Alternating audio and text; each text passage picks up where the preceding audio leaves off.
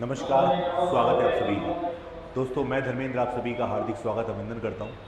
दोस्तों हम लोगों ने लास्ट क्लास में डिस्कस किया था नंबर सिस्टम। जी हाँ, नंबर सिस्टम का बेसिक हम लोग कर रहे थे और उसमें मैंने आपको परिमेय संख्या अपरिमेय संख्या के बारे में थोड़ा सा बताया था। साथ ही मैंने आपको बताया था कि जो हमारी दशमलव संख्याएँ होती हैं वो कितने प्रकार की होती हैं, इनको हम कैसे फर्दर डिवाइड कर सकते हैं, ये वाली कहानी मैंने आपको डिस्कस कर ली थी।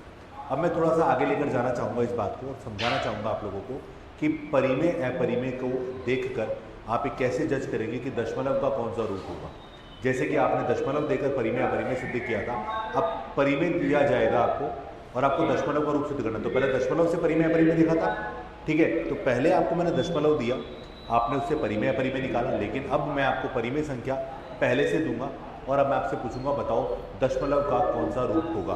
जैसे एग्जाम्पल की बात करते हैं बेटा, अगर आपको पता हो, ठीक है, आपको पता हो तो हमने लास्ट क्लास में क्या किया है। लास्ट क्लास में हम लोगों ने देखा जैसे 22/7 क्या है। 22/7 आज वैसे मैं बता दूं आपको नंबर सिस्टम का पार्ट नंबर 2 है और 22/7 जो 22/7 है ना प्यारे बच्चों, वो एक परिमेय संख्या है। वो क्या है? परिमेय संख्या है। अब आप बोलोगे परिमेय संख्या, जी हाँ, ये 22/7 क्या है बच्चों? एक परिमेय संख्या है। क्या है ये? परिमेय संख्या है। अब 22/7 हमारी एक परिमेय संख्या है, पर दशमलव में कौन सा रूप है ये? यानी कहने का मतलब दशमलव में ये कौन सा रूप है? ये शांत दशमलव है या फिर अशांत आवर्ती दशमलव है? क्योंकि आपको पता है ये बात, हमने कल जो लास्ट क्लास में देखा था उसमें क्या देखा था कि अगर जैसे पॉइंट के बाद डिजिट रुक जाती है तो ये शांत है। कौन सा? ये शांत। लेकिन अगर पॉइंट के बाद डिजिट चल रही है,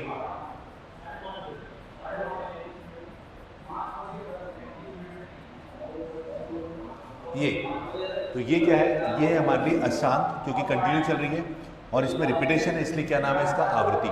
तो कहने का मतलब मेरा बच्चों ये है कि परिमेय देकर आपको कैसे जज करना है कि यह शांत है कि अशांत है। तो आपको करने के लिए क्या करना पड़ेगा? अब आज का जो हमारा टॉपिक है, सबसे पहले स्टार्ट इसी बात से होगा,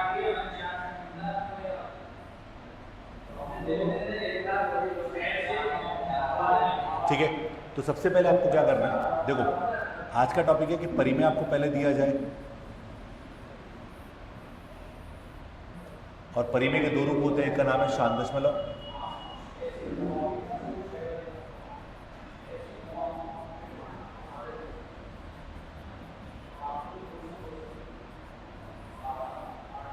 दूसरे का नाम है अशांत आवर्ती दशमलव।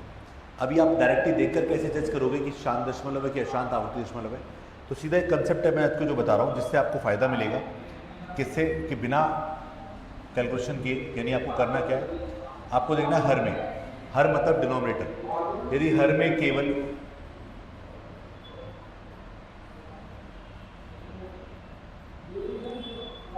दो या पांच के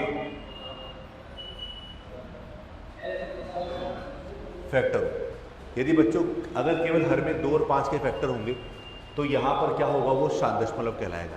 लेकिन यदि हर में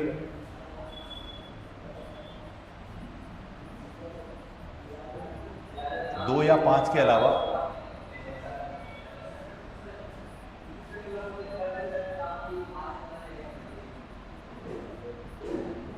अन्य संख्या का फैक्टर हो,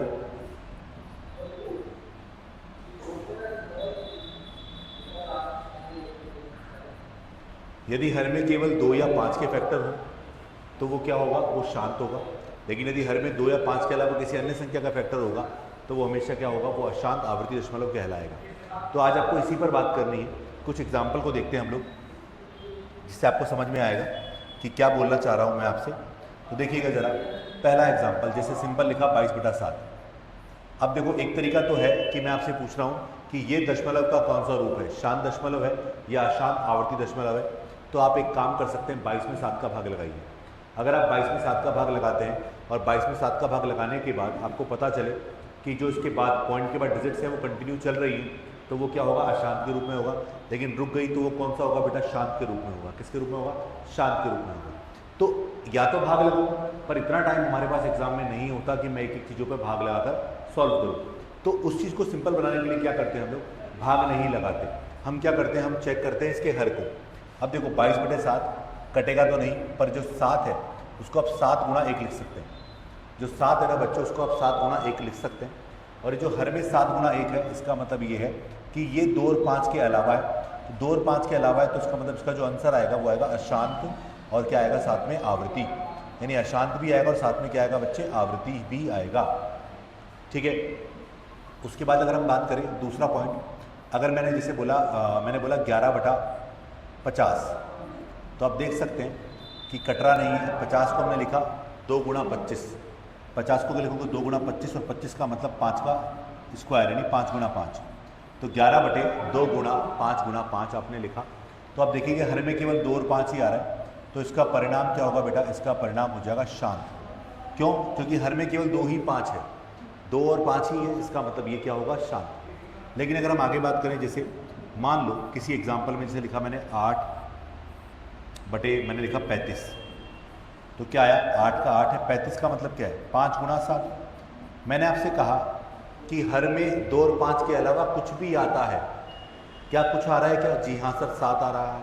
तो 7 इसको कहाँ ले जाएगा, 7 इसको अशांत में ही लेकर जाएगा, शांत इसके जीवन में अशांति भर देगा, इसलिए इसका नाम क्या हो जाएगा, अशांत आवृत्ति। नाम तो क्या, जब कैलकुलेशन करोगे तो इसका रिजल्ट जो आएगा अशांत आवृत्ति के रूप में आएगा। जैसे डायरेक्टली आपसे ऐसे क्वेश्चन बन सकता है, ऊपर है 5 का स्क्वायर, नीचे है 2 का स्क्वायर गुणा और 3 की पावर 4। तो आप बोलोगे सर हर में पहले से फैक्टर किसके रूप में लिखा हुआ है, 3 के रूप में लिखा हुआ है। तो 3 को देखकर आपका दिमाग क्या बोलेगा, अगर 3 आ गया तो इसको देखकर दिमाग क्या बोलेगा, बेटा ये क्या है, अशांत।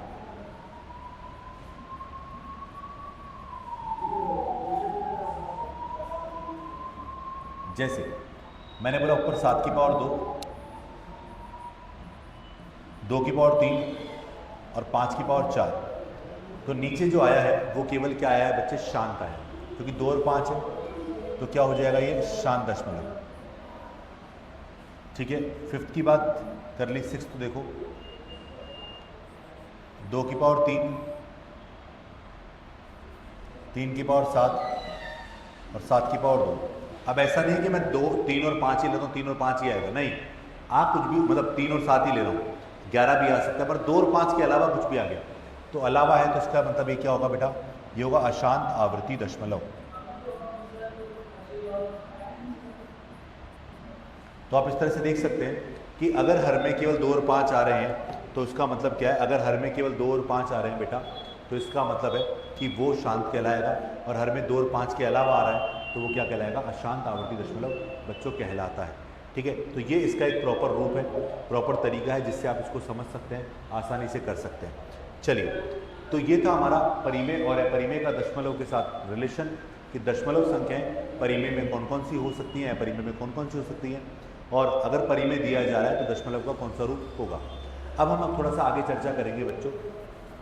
तो आगे जो हमें चर्चा करनी है वो ये करनी है कि हम क्या कर रहे हैं, संख्याओं को फर्दर डिवाइड कर रहे हैं। तो संख्या को अगर मैं आगे डिवाइड करूंगा बच्चों, तो प्राकृत संख्याएं 2 प्रकार की, कितने प्रकार की, 2 प्रकार की। और पहली प्राकृत संख्या जो होती है, जब हम डिवाइड करते हैं तो आपने नाम सुना होगा भाज्य अभाज्य। क्या सुना है बेटा आपने, प्राकृत संख्या का नाम सुना होगा, 2 भागों में, एक होती है अभाज्य और दूसरी भाज्य। नाम सुना है भाज्य, अभाज्य संख्याएं, जिनको हम कहते हैं प्राइम नंबर्स।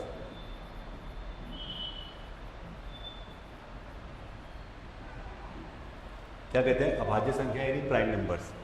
तो अभाज्य संख्या यानी प्राइम नंबर्स की अगर मैं बात करूं तो अभाज्य संख्याएं कौन सी होती हैं।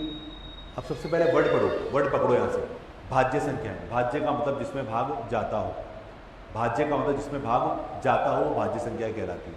तो अभाज्य क्या होती है, जिनमें भाग नहीं जाता, जिनमें भाग नहीं जाता वो क्या कहलाती है बेटा, अभाज्य कहलाती है। अब आप जानते हैं कि दुनिया के सभी नंबर ऐसे हैं, वैसे तो प्राकृत की बात चल रही है, पर दुनिया के सभी नंबर ऐसे हैं जो या तो 1 से या स्वयं से डिवाइड होते ही होते हैं। दुनिया के सभी नंबर ऐसे हैं जो या तो 1 से या स्वयं से डिवाइड होते ही होते हैं। तो आप देख सकते हैं कि हम अभाज्य की बात करें तो अभाज्य मतलब ऐसे नंबर जो किसी और से डिवाइड नहीं होते, वो क्या कहलाते हैं, वो हमारे अभाज्य संख्याएं कहलाती हैं। जरा एग्जाम्पल को देखना ढंग से, एक बार समझने की कोशिश करना। मैं कुछ नंबर आपके सामने लिख रहा हूँ, जैसे मैंने लिखा 2, ये 2 किससे डिवाइड है, 1 से और 2 से, ये 3 किससे डिवाइड है? 1 से और 3 से। ये 4 किससे डिवाइड है? 4 है 1 से, 2 से और 4 से। 5 किससे डिवाइड है? 1 से और 5 से। 6 किससे डिवाइड है? 1 से, 2 से, 3 से, 6 से। 7 किससे डिवाइड है? 1 से, 7 से। 8 किससे डिवाइड है? 1 से, 2 से, 4 से, 8 से। 9 किससे डिवाइड है? 9 है 1, 3, 9। 10, 1, 2, 5, 10, 11, 1 और 11। तो आप इन सब में नोट कर रहे हैं कि दुनिया के सभी नंबर ऐसे हैं जो या तो 1 से डिवाइड हो रहे हैं या खुद से डिवाइड हो रहे हैं। तो दुनिया के सभी नंबर ऐसे हैं बच्चों जो या तो 1 से डिवाइड हो रहे हैं या खुद से डिवाइड हो रहे हैं। तो जो संख्याएं 1 से और स्वयं से डिवाइड होती हैं वो सब क्या कहलाती हैं? देखो सभी नंबर डिवाइड होंगे, लेकिन कुछ नंबर ऐसे हैं जो केवल खुद से ही हो रहे हैं, किसी और से नहीं हो रहे। जैसे 2, क्या 2 किसी और नंबर से डिवाइड है? नहीं है। तो 2 क्या है बच्चों? एक अभाज्य संख्या है। 2 क्या है? एक अभाज्य संख्या। 3 क्या किसी और से डिवाइड है? नहीं। तो 3 भी क्या है? एक अभाज्य संख्या है। ठीक है। 5, 4 किसी और से हो रहा है, 5 एक अभाज्य संख्या है। 7 एक अभाज्य संख्या है। 11 एक अभाज्य संख्या है। तो ये सभी ऐसे नंबर हैं जो केवल एक और स्वयं से ही विभाजित होते हैं। तो उन्हें हम क्या कहते हैं? अभाज्य संख्याएं कहते हैं। तो जिन पे मैंने टिक किया उनकी डेफिनेशन मैं लिखवाता हूँ आपको कि अभाज्य की डेफिनेशन क्या होती है और अभाज्य में क्या क्या पॉइंट्स काम करते हैं। तो क्या डेफिनेशन हुई इसकी? ऐसी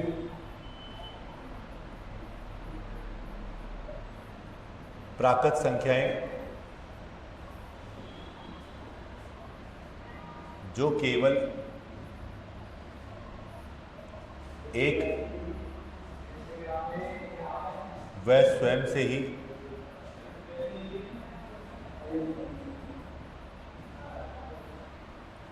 जो केवल एक और स्वयं से ही विभाजित होती हैं,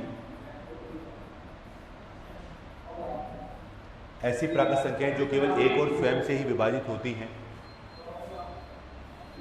किसी अन्य संख्या से नहीं, ये भी लिख लो साथ में, होती हैं किसी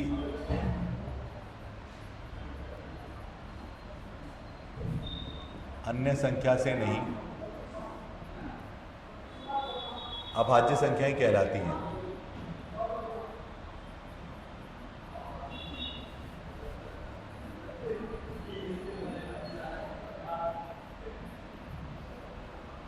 ठीक है। अब कौन कौन सी अभाज्य संख्या होती है? जैसे 2, 3, 5,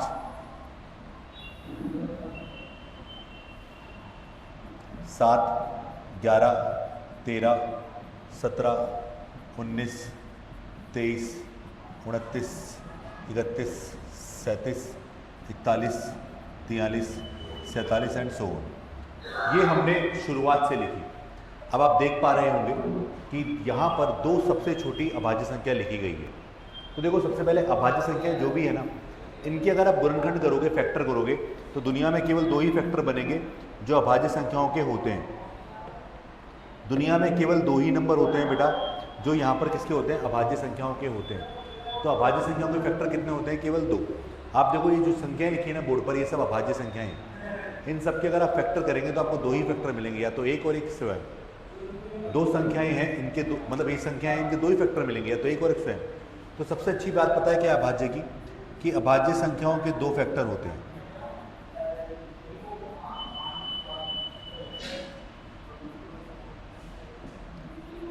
अभाज्य संख्याओं के केवल 2 ही गुणनखंड होते हैं। अभाज्य संख्याओं के केवल 2 ही गुणनखंड होते हैं। तो इसका मतलब देखो, वैसे आपको बताऊं, अभाज्य संख्याओं को छोड़कर जो भी प्राकृत संख्याएं बचती हैं वो भाज्य संख्याएं कहलाती हैं। अभाज्य को छोड़कर जो भी प्राकृत संख्याएं बचती है बच्चों, वो भाज्य कहलाती हैं। तो इसका मतलब अभाज्य के अगर 2 ही फैक्टर हैं तो भाज्य संख्याओं के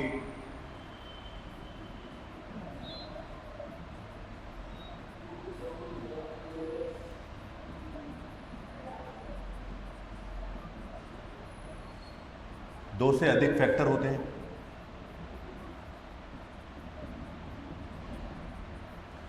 अब इसी से क्वेश्चन बन के आता है क्या? कि एक अभाज्य संख्या है या नहीं। क्या बनता है क्वेश्चन कि एक अभाज्य संख्या है या नहीं, तो आपका जवाब होगा सर एक अभाज्य संख्या नहीं है और न ही भाज्य संख्या है। क्यों?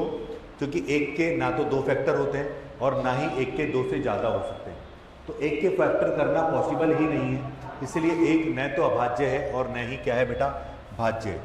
तो एक न तो अभाज्य संख्या है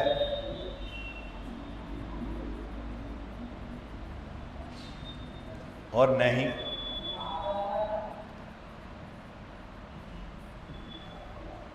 भाज्य संख्या। तो एक न तो अभाज्य संख्या है बच्चों और न ही क्या है, भाज्य संख्या। अब देखो, दुनिया की सबसे छोटी अभाज्य संख्या कौन सी है? 2। तो दुनिया की सबसे छोटी अभाज्य संख्या है बच्चों 2। 2 के अलावा कोई भी संख्या, अगर मैं बात करूं सबसे छोटी देखूं तो 2 के अलावा सबसे छोटी कोई भी संख्या अभाज्य नहीं है। तो दुनिया में सबसे छोटी अभाज्य संख्या कौन सी है? 2। तो 2 सबसे छोटी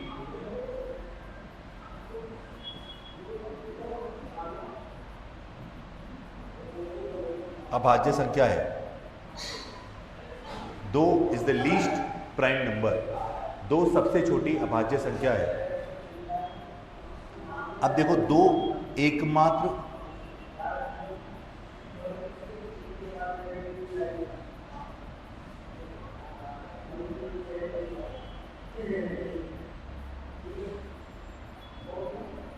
दो जो है वो एकमात्र सम अभाज्य संख्या भी है। यानी 2 जो है ना बेटा, वो एकमात्र सम अभाज्य संख्या भी है। यानी अगर मैं बात करूं यहां पर कि जो 2 है ना, 2 वो एकमात्र सम अभाज्य संख्या भी है। इसका मतलब क्या है कि 2 के अलावा दुनिया में कोई भी सम संख्या अभाज्य नहीं है। 2 एकमात्र सम अभाज्य संख्या है। अगर हम थोड़ा सा आगे चले इस बात को लेकर, तो इसका मतलब है कि 2 के अतिरिक्त जो भी अभाज्य संख्याएं हैं वो सब क्या है, विषम है। एग्जाम में पूछा गया है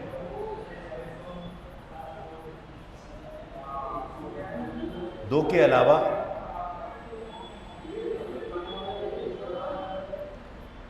अलावा सभी अभाज्य संख्याएं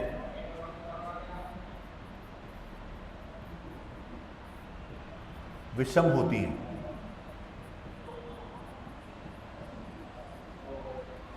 दो के अलावा सभी अभाज्य संख्याएं क्या होती हैं, विषम होती हैं। तो आप देख सकते हैं कि 2 के अलावा जितनी भी अभाज्य संख्याएं विषम है, ये सब एग्जाम में पूछे गए क्वेश्चन है। इसके अलावा अगर मैं बात करूं, 2 के अलावा की अगर मैं बात करूं, तो बेटा आपको पता है कि 3 जो है वो सबसे छोटी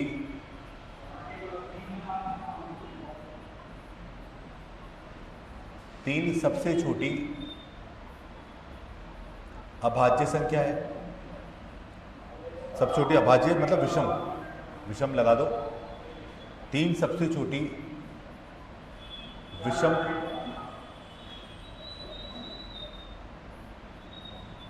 अभाज्य संख्या है। कौन सी विषम अभाज्य संख्या है? 4 सबसे छोटी समभाज्य और भाज्य संख्या भी है। यानी सबसे छोटी भाज्य संख्या कौन सी है? 4, और 4 क्या सबसे छोटी समभाज्य संख्या भी है। उसके बाद आता है 9 सबसे छोटी विषम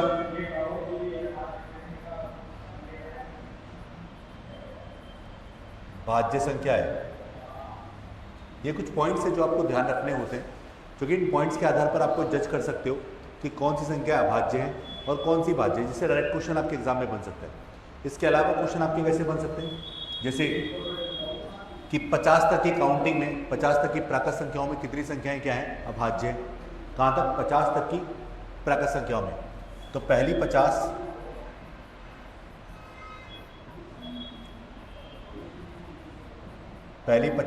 प्राकृत संख्याओं में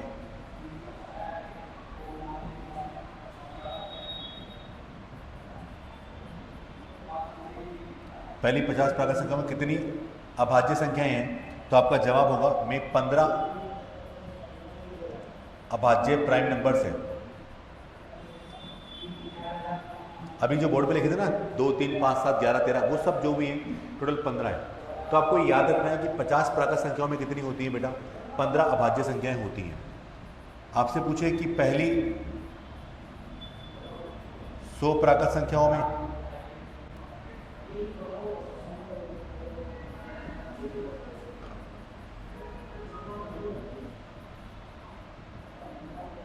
पच्चीस प्राइम नंबर होते हैं। ये एग्जाम में पूछा भी गया है एक बार कि पहली 100 प्राकृत संख्याओं में कितनी होती है बेटा, 25 प्राइम नंबर संख्याएं हैं, प्राइम नंबर्स होते हैं। तो ये आपको डायरेक्टली याद रखने हैं। तो कुछ ज़रूरी चीज़ें हैं जो आपको ध्यान रखनी है ऑलरेडी। हाँ, यहाँ पर एक क्वेश्चन हमारा ये भी बन सकता है कि आपको 4 अभाज्य संख्याएं देकर आप मतलब 4 संख्याएं देकर आपसे पूछे कि कौन सी अभाज्य है और कौन सी क्या है बच्चों, भाज्य। तो उसके लिए आपको क्या करना पड़ेगा, आपको निकालना आना चाहिए। वैसे जब हम क्वेश्चंस करेंगे तब मैं आपको ये बात बताऊंगा भी, सिखाऊंगा भी कि हम कैसे कर सकते हैं, कैसे बता सकते हैं, ठीक है। तो वो आपको जो तरीका है, मैं एक एग्जांपल से भी आपको हिंट दे रहा हूँ, फिर बाकी तो हम जब प्रैक्टिकल से करेंगे तब देखेंगे हम लोग। जैसे क्वेश्चन ये आता है, निम्न में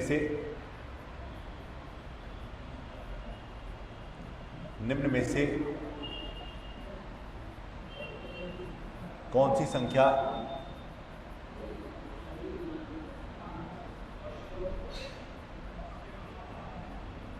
अभाज्य है। निम्न में से कौन सी संख्या अभाज्य है। पहला ऑप्शन है 201, 203, 221 और 223। ये आपको चेक करना है कि कौन सी संख्या क्या है बेटा, अभाज्य है। तो क्या करोगे, एक सीधा तरीका बताता हूँ। आप क्या करो, जिस संख्या को चेक करना है उसके नज़दीक स्क्वायर नंबर चेक करो। जिस भी नंबर को चेक करना है उसके नज़दीक स्क्वायर नंबर को चेक करो। तो 201 के नज़दीक स्क्वायर नंबर, तो आप बोलोगे सर 201 जो है ना वो 225 से छोटा एक नंबर है और 225 जो है वो 15 का स्क्वायर है। तो आपको क्या करना है कि 201 को 15 और 15 से छोटी अभाज्य संख्याओं से चेक करना है। 15 छोटी कौन सी है, 2, 3, 5, 7, 11 और 13। अगर ये नंबर इनमें से किसी से भी डिवाइड हो गया, अगर ये नंबर इनमें से किसी से भी डिवाइड हो गया तो बच्चों ये अभाज्य संख्या नहीं है। अगर ये नंबर इनमें से किसी से भी डिवाइड हो गया तो ये अभाज्य संख्या नहीं है, और डिवाइड नहीं हुआ तो ये अभाज्य संख्या है। तो क्या इसमें 2 का भाग जाएगा, बोलोगे नहीं जा रहा। 3 का भाग जोड़ो, अंकों का योग 3 से कट रहा है तो 3 से भाग चला गया, और 3 से भाग चला गया तो ये अभाज्य संख्या नहीं होगी, ठीक है। ऐसे अगर हम बात करें अगले एग्जाम्पल को लेकर, जैसे कि 203 के नज़दीक स्क्वायर नंबर बोलो। 203 के नज़दीक स्क्वायर नंबर, बड़ा नंबर लो 225।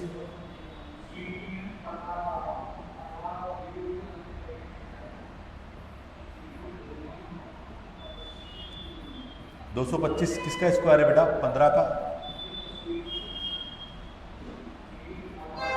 क्या करना है आपको, 15 और 15 से छोटी 2, 3, 5, 7, 11, 13, इनसे भाग लगा के देखना है।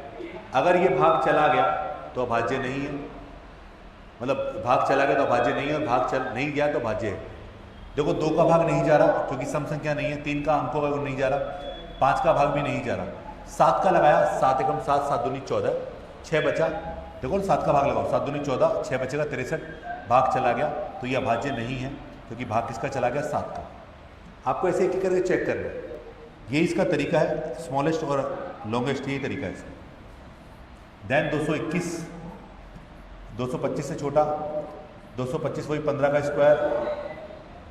अब आप एक काम करिए, 225 15 यानी 2, 3, 5, 7, 11, 13। अब बताओ क्या 221 में 2 का भाग जाता है, आप बोलोगे नहीं जाता। 3 का नहीं जाएगा, 5 का नहीं जाएगा, 7 का भी नहीं जाएगा, 11 का भी नहीं जाएगा, 13 का जाएगा। 13 एकम 13, 9 बचा 63 91, तो ये भी अभाज्य नहीं है क्योंकि किसका भाग चला गया, 13 का। तो बचा कौन सा, 223। अब 223 जो है ना बच्चे वो 225 से छोटा है, 15 से छोटी अभाज्य संख्या लेनी है तो लोगे 2, 3, 5, 7, 11, 13। तो इसमें किसी का भाग नहीं जाता है, और नहीं जा रहा, तो बच्चों ये क्या होगी, एक अभाज्य संख्या होगी। तो इसका आंसर क्या आएगा बच्चे, डी इसका सही जवाब आएगा। तो अभाज्य संख्याओं का क्वेश्चन आपके सामने इस तरह से बन सकता है कि अभाज्य संख्या कौन सी है और कैसे निकाल सकते हो। तो ये सबसे बेस्ट तरीका होता है अभाज्य संख्याओं को जज करने का। इस तरीके से आप अभाज्य संख्याओं को जज कर सकते हैं। ठीक है बच्चों, अब हम बात करें अभाज्य संख्याओं के बाद आता है एक इंपॉर्टेंट पॉइंट जिसका नाम है सह अभाज्य संख्या।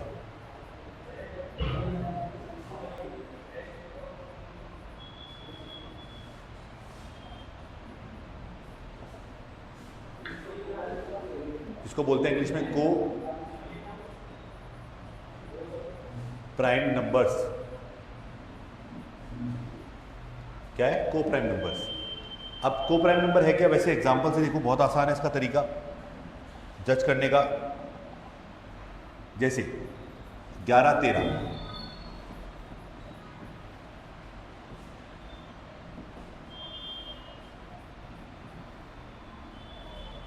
सहभाज्य का मतलब है जब दो संख्याएं एक दूसरे के लिए अभाज्य है तो वो सहभाज्य कहलाती है। क्या दोनों में कुछ कॉमन है, तो आप बोलोगे सर नहीं। क्या दोनों में कुछ कॉमन है, जी सर नहीं। तो जब कॉमन नहीं है तो बेटा वो संख्याएं कौन सी कहलाती हैं, वो संख्याएं सहभाज्य संख्याएं कहलाती हैं। जिन संख्याओं में कॉमन कुछ भी ना हो वो क्या कहलाती है बच्चों, सहभाज्य संख्याएं कहलाती हैं। जैसे 11 का भाग 13 में नहीं जा रहा, 13 का भाग 11 में नहीं जा रहा, और दोनों में कॉमन तरीके से किसी का भाग नहीं जा रहा, तो ये दोनों संख्याएं क्या है बेटा, सहभाज्य संख्याएं हैं। 7 और 9, क्या 7 और 9 में कुछ कॉमन है, जैसे कि 7 का भाग 9 में नहीं जाता, 9 का भाग 7 में नहीं जाता, दोनों में कॉमन तरीके से किसी का भाग नहीं जाता, तो ये संख्याएं भी क्या कहलाएंगी बेटा, सहभाज्य संख्याएं कहलाएंगी। आगे बात करें हम लोग, जैसे मैंने लिखा 9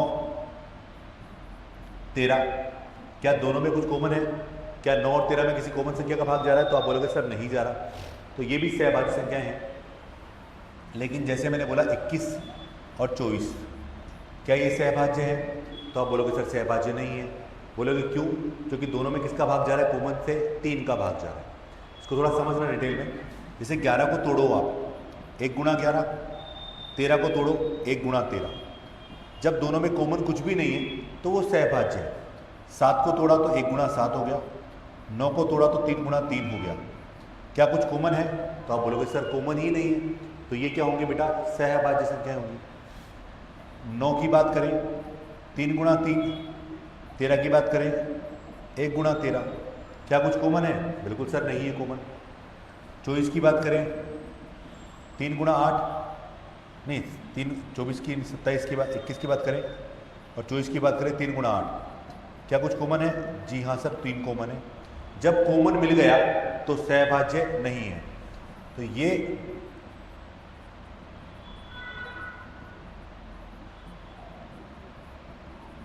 नहीं है। जबकि ये तीनों क्या है बेटा,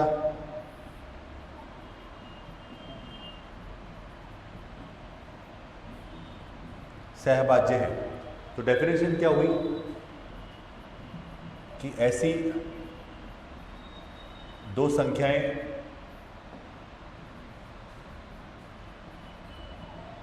जिनका HCF बराबर 1 हो, ऐसी दो संख्याएं जिनका HCF बराबर क्या हो बच्चों, 1 हो, वो क्या कहलाती है, सहभाज्य संख्याएं कहलाती है।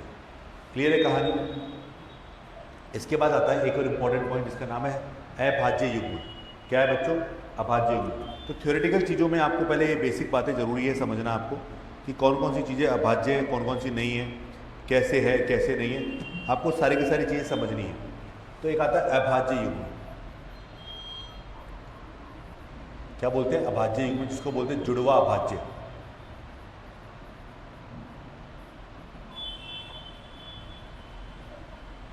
इंग्लिश में बोलते हैं ट्विन प्राइम। अब जुड़वा अभाज्य जो होती है, इसका मतलब है कि ऐसी दो अभाज्य संख्याएं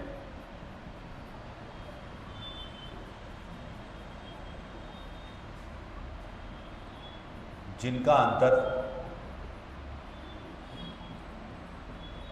2 हो। ऐसी दो अभाज्य संख्याएं जिनका अंतर क्या हो, 2। जैसे देखना जरा, 2 3 5 7 11 13